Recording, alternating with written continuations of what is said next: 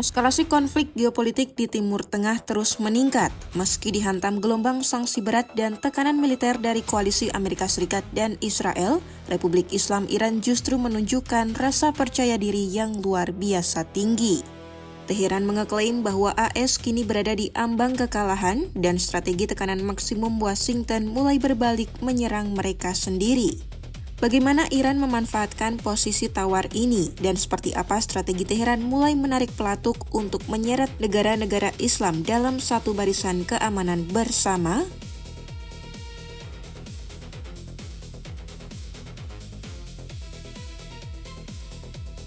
Melansir laporan dari Mehr News, Ketua Parlemen Iran Muhammad Bagher Ghalibaf secara tegas menyatakan Iran saat ini sedang berada dalam perang ekonomi skala penuh. Meski demikian, Ghalibaf optimistis musuh dipastikan akan dikalahkan. Berbicara pada hari Kamis bertepatan dengan Pekan Pemerintahan, ia menegaskan meski musuh mengerahkan seluruh kemampuan untuk menekan rakyat, para pejabat eksekutif Iran terus bergerak efektif mengatasi kelemahan internal. Ghalibaf menekankan pentingnya persatuan nasional dan kepercayaan kepada pejabat sebagai kunci utama untuk membongkar operasi psikologis musuh. Senada dengan hal tersebut, Presiden Iran Masoud Pezeshkian menyerukan negara-negara Muslim untuk segera menggalang persatuan dan persahabatan. Dalam pidato pembukaan Konferensi Persatuan Islam Internasional ke-40 di Teheran, Pezeshkian mengutip garis pemikiran pemimpin revolusi Islam yang gugur Ayatollah Ali Khamenei yang menempatkan solidaritas Islam sebagai strategi utama menuju kemerdekaan dan martabat.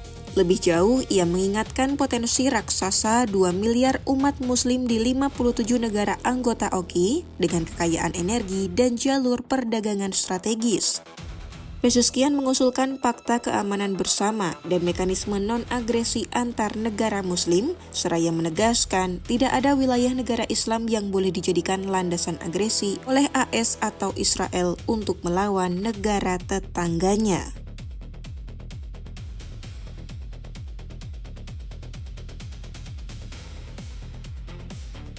Berdasarkan laporan dari Middle East Eye, Kepala Keamanan Iran Mohsen Rezi melayangkan peringatan keras saat bertemu dengan Menteri Luar Negeri Qatar.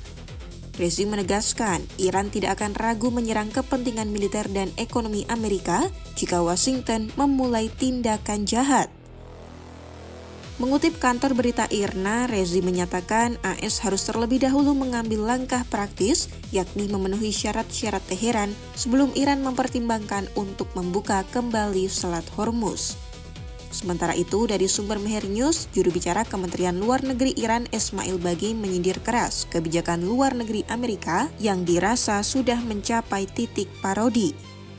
Melalui unggahan di akun X-nya pada hari Kamis, Baghi menanggapi pengumuman sanksi baru dari Menteri Keuangan AS Scott Bessent lewat operasi pengasingan ekonomi. Baghi menyoroti kecacatan strategi AS yang justru merangkul negara seperti Bahrain yang jelas-jelas tidak memiliki nilai pertukaran ekonomi berarti dengan Iran demi mengeklaim keberhasilan koalisi mereka.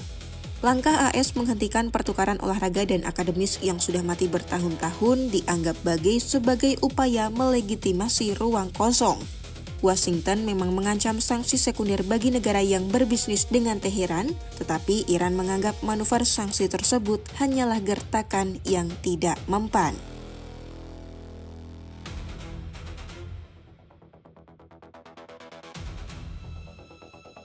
Mengutip laporan dari Al Jazeera, Perdana Menteri yang juga Menteri Luar Negeri Qatar, Sheikh Mohammed bin Abdulrahman Al Thani, melawat ke Teheran guna meredakan ketegangan dan menghidupkan kembali perundingan yang sempat mati suri.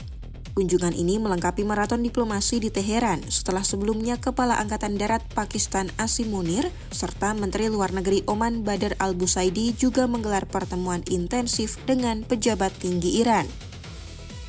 Isu sentralnya adalah Selat Hormuz. Sejak Iran memblokir jalur sempit yang menjadi perlintasan 1/5 minyak dunia tersebut pada awal Maret, pasar energi global langsung terperosok ke dalam krisis. Wakil Menteri Luar Negeri Iran Kazem Garibabadi mengonfirmasi kesepakatan rute sementara dengan Oman, namun Teheran menegaskan Selat Hormuz tidak akan dibuka penuh sampai AS mencabut sanksi dan mencairkan aset Iran yang dibekukan. Di lain sisi, Presiden AS Donald Trump menyatakan sebelumnya bahwa ia tidak terburu-buru bernegosiasi dan yakin tekanan ekonomi serta militer akan efektif. AS mengenakan sanksi baru menyasar lebih dari 60 individu dan entitas di berbagai negara, mulai dari China, Perancis, hingga Singapura.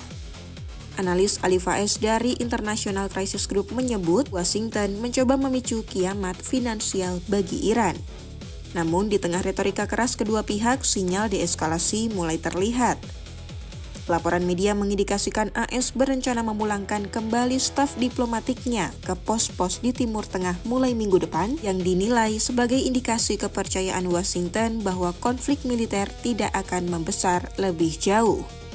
Meski begitu, Iran menegaskan mereka bernegosiasi dari posisi yang kuat dan tidak akan tunduk pada intimidasi AS. Konflik antara Iran dan Amerika Serikat kini berada di titik yang sangat krusial antara gertakan militer, penguncian Selat Hormuz, tekanan sanksi ekonomi, dan diplomasi serentak dari negara-negara tetangga. Apakah Iran akan berhasil membalikan keadaan dan menggalang persatuan negara Islam? Ataukah tekanan ekonomi AS yang akan memaksakan kehendak? Pantau perkembangan konflik Iran dan Amerika Serikat di Timur Tengah hanya di YouTube Kompas.com.